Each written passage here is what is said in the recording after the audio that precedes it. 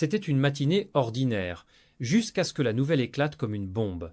L'ex-épouse de Laurent Fontaine venait de parler. Après des mois de silence pesant, elle avait choisi de livrer sa vérité, une vérité si troublante qu'elle a secoué toute la France médiatique. L'homme que l'on croyait irréprochable, le visage familier des plateaux télé des années 2000, se retrouvait soudain projeté au centre d'un scandale aussi inattendu que déroutant. Le ton de sa déclaration, calme mais tranchant, contrastait violemment avec le tumulte qu'elle allait provoquer. J'ai longtemps gardé pour moi des choses que personne n'aurait pu imaginer. Aujourd'hui, je ne veux plus me taire, a-t-elle déclaré d'une voix ferme. Dans les minutes qui ont suivi, les rédactions se sont enflammées, les notifications vibraient, les journalistes cherchaient frénétiquement des témoins, les réseaux sociaux devenaient un champ de bataille. Hashtag, commentaires, extraits d'archives, tout semblait soudain ramener à une même question, qui est vraiment Laurent Fontaine. Derrière le sourire impeccable, y avait-il un secret si lourd que même son entourage le plus proche l'ignorait? La stupeur s'est propagée comme une onde de choc. Pour beaucoup, Laurent incarnait la télévision d'une époque plus sincère, plus humaine. Son rire, sa bienveillance à l'écran, son empathie face aux invités faisaient de lui un symbole d'authenticité. Alors apprendre que sa vie privée aurait été bâtie sur des non-dits, voire sur une illusion, a bouleversé le public. Certains parlaient de trahison, d'autres d'une vérité nécessaire, mais tous ressentaient cette étrange fascination que provoquent les chutes spectaculaires. Les chaînes d'information ont immédiatement lancé des éditions spéciales. Des anciens collaborateurs ont été sollicités, des psychologues invités à décrypter le phénomène Fontaine. On disséquait chaque mot de la déclaration de son ex-femme, chaque pause, chaque soupir. Le pays tout entier retenait son souffle, comme suspendu à une confession encore incomplète. Et plus les heures passaient, plus la question s'imposait avec insistance, quelle était cette vérité terrifiante qu'elle évoquait? Ce mot « terrifiante », répété en boucle, suffisait à alimenter toutes les hypothèses trahison, mensonge, double vie, secret professionnel. Personne ne savait, mais tout le monde voulait savoir. Ce n'était plus seulement une histoire de divorce, c'était devenu une affaire nationale, un miroir tendu à une société avide de transparence, mais fascinée par les drames privés. Ainsi commençait le feuilleton le plus brûlant de l'année, la chute d'un homme que la France croyait connaître. Laurent Fontaine, né à Paris en 1962, a toujours su incarner la réussite tranquille. Journaliste, animateur, producteur, il était l'un de ces visages que l'on retrouvait soir après soir sur nos écrans, comme un membre de la famille. Sa voix chaleureuse, son sourire complice, sa manière d'écouter faisaient de lui un pilier de la télévision populaire. On le disait, travailleur acharné, perfectionniste, loyal. Mais derrière l'image de l'homme affable et sûr de lui, certains commencent aujourd'hui à discerner une autre histoire, celle d'un être en lutte avec ses contradictions. Pendant 2 décennies, il a bâti sa réputation sur un credo simple. Il n'y a que la vérité qui compte. Cette phrase, leitmotiv de son émission culte, résonne aujourd'hui avec une ironie cruelle. Car voilà que c'est sa propre vérité qui semble lui échapper.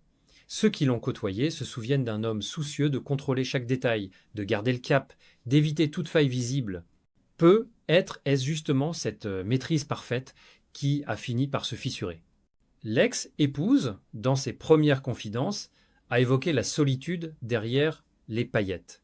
Il rentrait tard, souvent absent même, quand il était là. Il portait un masque, celui du professionnel irréprochable, confie-t-elle dans le magazine où tout a commencé. Peu à peu, les mots dessinent une silhouette différente, celle d'un homme prisonnier de son propre rôle. La télévision, cette machine à fabriquer des héros, avait peu être transformé Laurent Fontaine en un personnage que lui-même ne reconnaissait plus. Dans les rédactions, on exhume des interviews oubliées, on y découvre des phrases étranges, presque prémonitoires.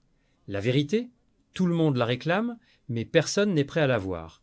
Ces paroles, prononcées en 2003, prennent aujourd'hui une résonance nouvelle. Était-il déjà conscient du mensonge qu'il vivait? Était-ce une forme d'aveu déguisé? Les internautes s'interrogent, comparent les images, commentent chaque geste ancien, ce qui paraissait spontané semble soudain calculé, ce qui paraissait sincère devient ambigu. L'homme que la France aimait regarder se transforme, malgré lui, en sujet d'enquête. Derrière le présentateur impeccable se cache une tension silencieuse, une vie doublement exposée et dissimulée. Et dans cette atmosphère de doute et de curiosité morbide, une certitude s'impose. Le Laurent Fontaine public n'était peu être qu'un rôle, celui d'un homme qui voulait croire qu'en montrant la vérité des autres, il pouvait cacher la sienne. Le moment tant redouté est arrivé lorsque, dans un entretien exclusif accordé à Closer, l'ex-femme de Laurent Fontaine a prononcé ces mots simples mais foudroyants: « J'ai vécu dans le mensonge pendant des années ». La phrase, lourde de sous-entendus, a suffi à relancer toutes les spéculations. Mais ce qui a véritablement sidéré le public, c'est ce qui a suivi. Elle évoque une relation difficile à définir, au-delà de l'amitié entre son ex-mari et son collaborateur de toujours, Pascal Bataille. En une seconde, la complicité légendaire du duo le plus emblématique de la télévision française se charge d'un tout autre sens. Laurent et Pascal, c'était une histoire connue de tous. Deux hommes inséparables, deux personnalités complémentaires qui, ensemble, avaient fait vibrer les plateaux de télévision au début des années 2000. Ils riaient, s'interrompaient, se complétaient à merveille, leur alchimie était telle que les téléspectateurs les imaginaient frères d'âme. Mais désormais, cette fraternité médiatique se trouve relue sous une lumière nouvelle, une lumière trouble, presque intime. Je les voyais rire, se comprendre d'un regard, voyager ensemble. Au fil du temps, j'ai ressenti un malaise, confie-t-elle, la voix étranglée. Ce malaise, elle dit l'avoir enfoui, par peur de détruire une image que la France entière adorait. Pourtant, un jour, les signes sont devenus impossibles à ignorer. Une main posée trop longtemps sur une épaule, un regard échangé hors des caméras, une complicité qui dépassait la simple camaraderie. Dès la publication de l'article, les réseaux sociaux se sont embrasés. Les extraits d'anciennes émissions refont surface. Les internautes s'improvisent détectives. « Regardez comme Pascal le regarde ici !» écrit une fan sur X. Les vidéos se multiplient, les analyses fleurissent, chacun prétend déceler la preuve d'une vérité cachée. L'intime devient un spectacle public, et le duo Fontaine-Bataille, jadis symbole de succès, devient sujet d'interrogation collective. Dans les bureaux des chaînes télévisées, la panique s'installe, des images d'archives sont passées au crible, des anciens techniciens témoignent anonymement « on sentait quelque chose, mais personne n'osait en parler ». Certains racontent des éclats de rire étouffés dans les loges, d'autres des disputes passionnées qui finissaient toujours en réconciliation. Mais au-delà du scandale, la confession révèle une autre tragédie, celle d'une femme trahie, non pas par une infidélité ordinaire, mais par une vie entière, vécue dans l'ombre d'une vérité indicible. « J'ai voulu sauver les apparences. Aujourd'hui, je veux juste me retrouver, dit-elle. » Une phrase simple mais déchirante, qui résume la désillusion d'une vie partagée avec un homme que tout un pays croyait connaître. À peine l'interview publiée, la France entière semble perdre la mesure du réel. En quelques heures, le nom de Laurent Fontaine devient viral, son visage inonde les écrans, son passé se transforme en puzzle géant que chacun s'emploie à reconstituer. Les tabloïds rivalisent de titres accrocheurs. Le secret inavouable de Fontaine. L'amitié qui cache tout. Les talk-shows s'enchaînent, les chroniqueurs débattent, les psychologues de plateau dissèquent l'affaire comme un cas d'école. La frontière entre amitié masculine et relations cachées, entre image publique et vérité privée, les réseaux sociaux, eux, deviennent un tribunal permanent. Sur X, Instagram, TikTok, les vidéos d'archives s'accumulent. Laurent et Pascal riant, s'effleurant, partageant des regards qu'on juge désormais révélateurs. L'interprétation devient obsession. Une photo, prise à Marrakech, en 2010, où les deux hommes s'enlacent, est brandie comme une preuve. En quelques minutes, elle circule partout. L'opinion se divise. Certains y voient une complicité naturelle, d'autres un geste trop tendre pour être innocent. Dans les rédactions parisiennes, les journalistes fouillent, exhument, recomposent le passé, on ressort d'anciennes émissions, on relit des interviews oubliées. Une productrice raconte avoir reçu, il y a des années, une lettre anonyme évoquant déjà un comportement ambigu entre les deux animateurs, une lettre jamais prise au sérieux. Aujourd'hui, elle refait surface, brandie comme une pièce à conviction. Les plateaux télé se transforment en arènes. Chaque invité y va de son analyse. Certains dénoncent l'hypocrisie du monde médiatique, d'autres parlent de liberté personnelle, de respect de la vie privée. Mais la machine est déjà lancée. L'émotion du public se mue en frénésie. Des hashtags comme Fontainegate ou vérité terrifiante, trône en tête des tendances, des parodies naissent, des mèmes circulent, et au milieu du vacarme, un étrange mélange de compassion et de cruauté s'installe. Ce scandale dépasse peu à peu le cadre d'un simple divorce. Il devient le symbole d'un mal, être collectif, celui d'une société qui réclame la vérité à tout prix, quitte à détruire ceux qu'elle a un jour portés au nu. Certains éditorialistes appellent au calme. N'oublions pas qu'il s'agit d'êtres humains. Mais leurs voix se perdent dans le brouhaha numérique. Laurent Fontaine, lui, se tait. Et ce silence, paradoxalement, devient la bande sonore la plus commentée du pays. Car à mesure que la tempête enfle, chaque absence de mots est interprétée comme un aveu.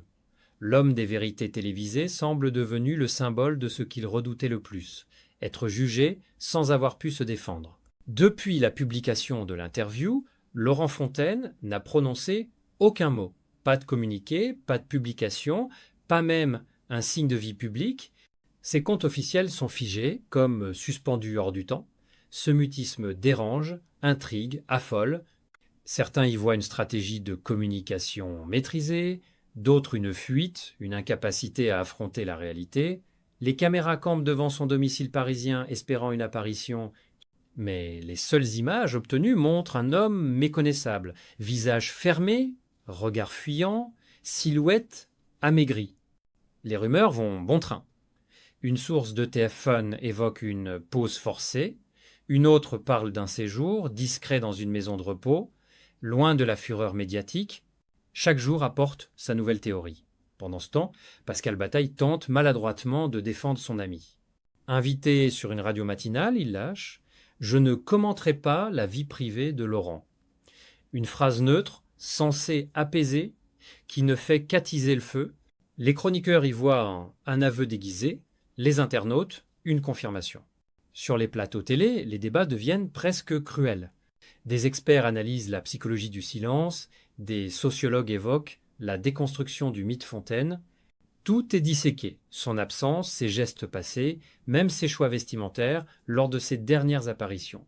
La moindre photo est interprétée, chaque regard devient suspect. Les fans partagés entre fidélité et déception se déchirent. Certains refusent d'y croire, c'est une amitié déformée par la rumeur, tandis que d'autres estiment qu'il aurait dû parler plus tôt. Des marques partenaires suspendent leur contrat, préférant attendre que la situation s'éclaircisse. Une publicité qu'ils devaient tourner est annulée. L'empire médiatique, construit sur des décennies, semble vaciller. Et pourtant, au milieu de cette cacophonie, une nouvelle tonalité commence à émerger. Des voix s'élèvent pour demander la retenue, l'humanité. Une ancienne collègue confie anonymement « Laurent a toujours protégé les autres. Il mérite qu'on lui laisse un peu d'air ». Sur les forums, certains rappellent qu'il n'a jamais fait de mal à personne, qu'il a toujours défendu la transparence et le dialogue. Ironie du sort, c'est cet homme-là que la France accuse aujourd'hui de mensonge. Dans ce silence assourdissant, Laurent Fontaine semble mener un combat intérieur. Peut être préparé, sa réponse. Peut être au contraire, sait-il qu'aucun mot ne suffira. Quoi qu'il en soit, son absence est devenue une présence. Elle plane sur les conversations, hante les réseaux, et rappelle à chacun que le prix de la vérité, parfois, se paie dans le silence. Alors que la tempête médiatique poursuit sa course, une autre voix commence timidement à se faire entendre, celle de la nuance. Derrière les gros titres, les jugements hâtifs et les hashtags vengeurs, certains choisissent de se souvenir de l'homme qui a été Laurent Fontaine avant la chute, un professionnel passionné, exigeant, qui a marqué la télévision française par son ton humain, son audace et sa sincérité. Pendant plus de 20 ans, il a donné la parole à ceux qu'on n'écoutait pas, cherché la vérité chez les autres, sans imaginer qu'un jour, c'est lui qui serait mis à nu. Des collègues, des techniciens, des invités de ces émissions se remettent à parler.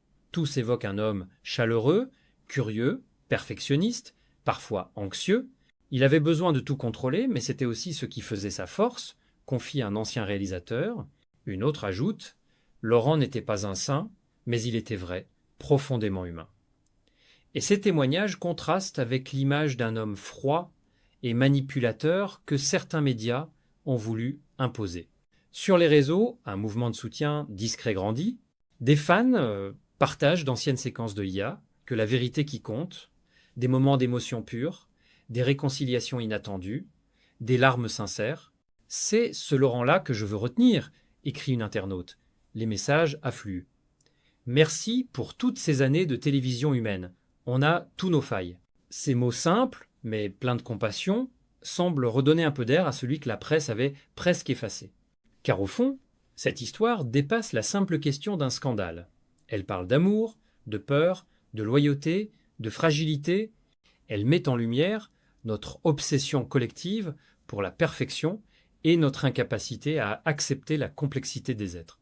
Pourquoi exigeons-nous des figures publiques qu'elles soient exemplaires, quand nous savons tous que la vie est faite de zones d'ombre? Un éditorial du Monde résume le dilemme: ce n'est pas la vérité qui détruit les hommes, c'est le regard impitoyable de ceux qui la réclament. Et peut être que, au bout de cette épreuve, Laurent Fontaine trouvera autre chose qu'une chute, une forme de renaissance. Car, après tout, ce qu'il a toujours défendu sur ses plateaux, c'était l'idée que dire la vérité pouvait libérer. Aujourd'hui, c'est à lui de l'apprendre à ses dépens, certes, mais aussi avec le courage silencieux de celui qui, après avoir tout perdu, choisit encore de croire à la lumière. Cette histoire, au-delà du scandale, révèle la fragilité des icônes et la cruauté d'une société avide de transparence. Laurent Fontaine, figure aimée de la télévision, se retrouve confronté à ses propres contradictions.